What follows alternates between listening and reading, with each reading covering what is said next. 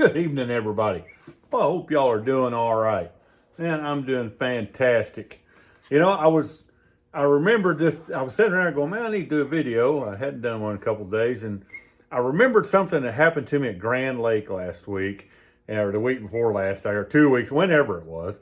Time flies, and revolves around an old Chevrolet, red Chevrolet pickup. Silverado, red one that I had a long time ago, and there's a wonderful story around that pickup truck that I'm going to tell as well. And I'm not going to tell that story tonight because it's a really special story about a really special person. But this story is about another special person, actually two of them. So there's a lot around this red truck right here, like a lot. But this is just one piece of this story that this truck has to tell. But this one particular time, and really what got me thinking about this was when I was at Grand Lake, and when I get to this story, you're gonna know why. Anyway, back in, I don't know, 2007 or so, I had ended up with a 1985 model Chevrolet Silverado, beautiful truck, kind of truck I dreamed my whole life about having, and red. And at the time, it was like having a brand new pickup because we'd went through a really, really bad financial time. We'd had a tackle store and went through that economic, the housing crash and everything bottomed out.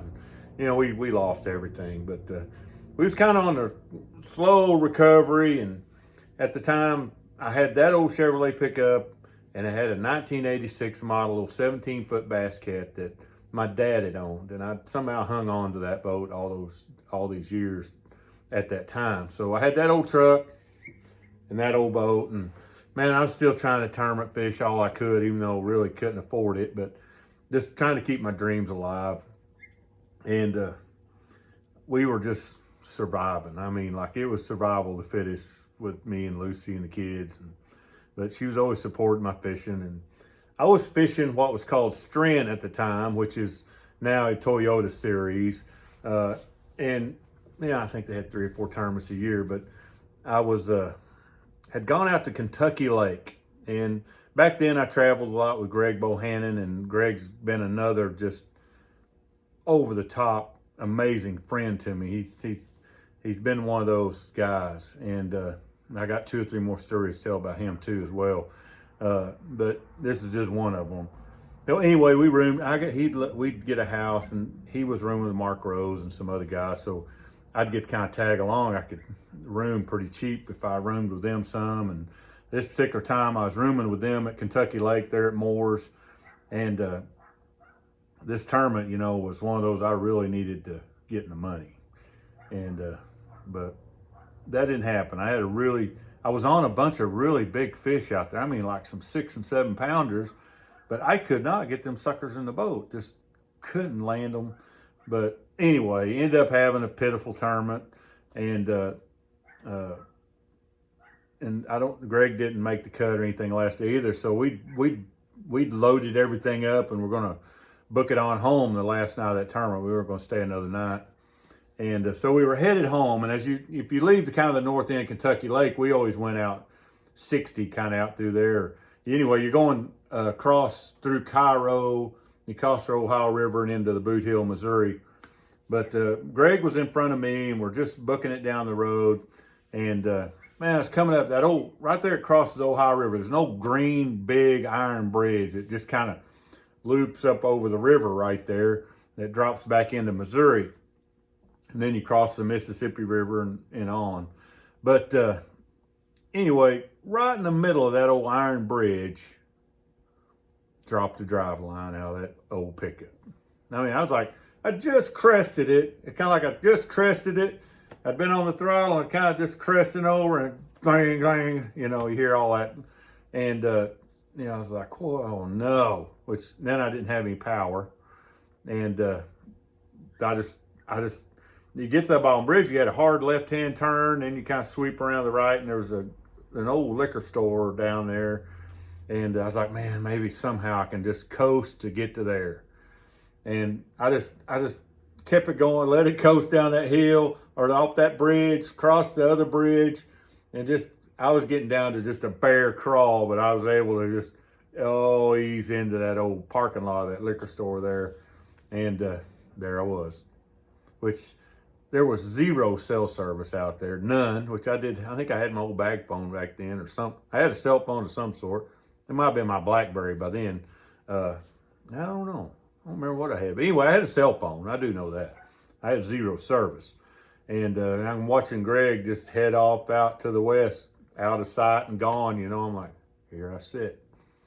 And so, you know, I get out, start trying to figure out, you know, maybe I can get that drive line undone, and maybe I can get it in 4-wheel drive and at least creep on down to Sykeston or something. You know, just, you know how your mind, you start trying to figure out what you're going to do here, you know, because that is not a good place to be broke down. I'm just going to tell you, it's not a good place to be broke down.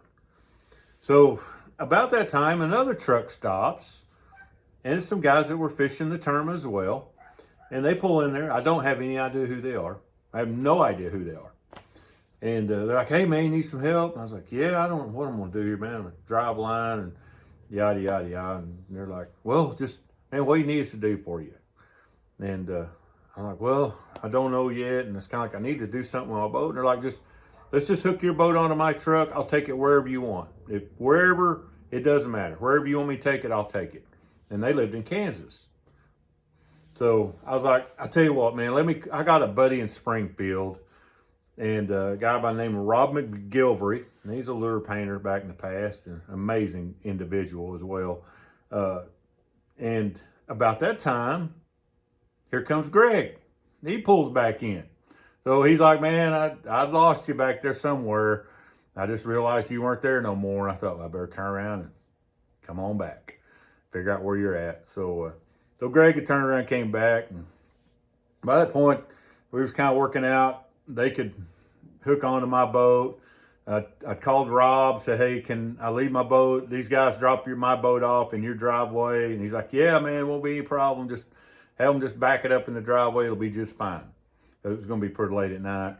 And so Greg's like, well, you can just ride home with me, and you can just leave your truck here and figure that out later. And I was like, hey, sounds like a plan. So I gathered up what I could out of my truck and threw it into Greg's truck, hooked my boat onto this other guy's truck, and they took off. And that was that. And jumped in with Greg and rode home with him. He brought me on home. And then that following week, worked out getting my truck back home on a hot shot rig, and was able to get it all fixed back up. But, you know, there was, you know, Greg and Rob and these other guys that took my boat. Still had no idea who they were.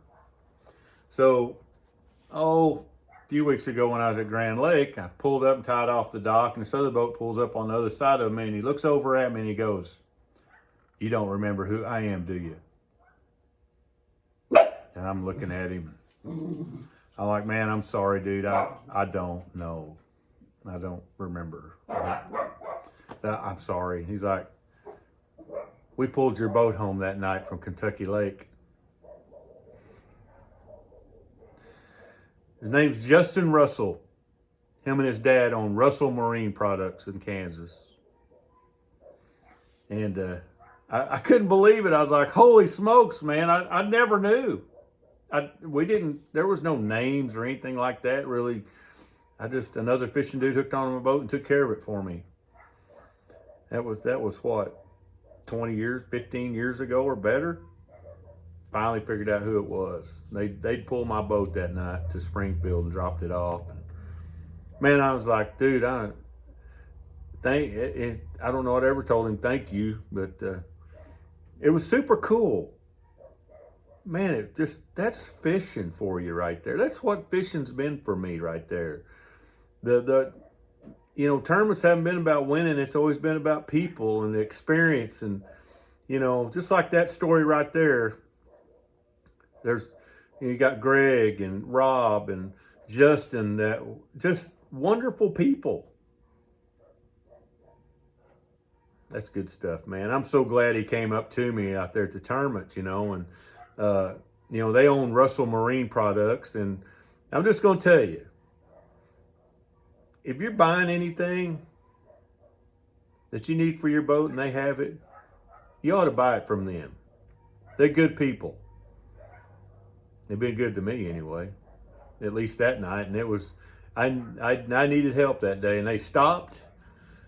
Didn't really know who I was, and I didn't know them, but they saved the day.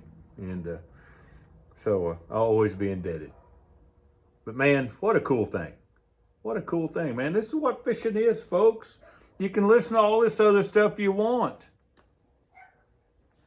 It's still like that today. Don't forget that. There's good people out there. I talk about this all the time. Fishing's still this way for me, and it can still be that way for you too, man. So, Greg, thanks so much. Justin, thank you so much. Rob, thank you so much. It's good stuff right there. We'll catch y'all later.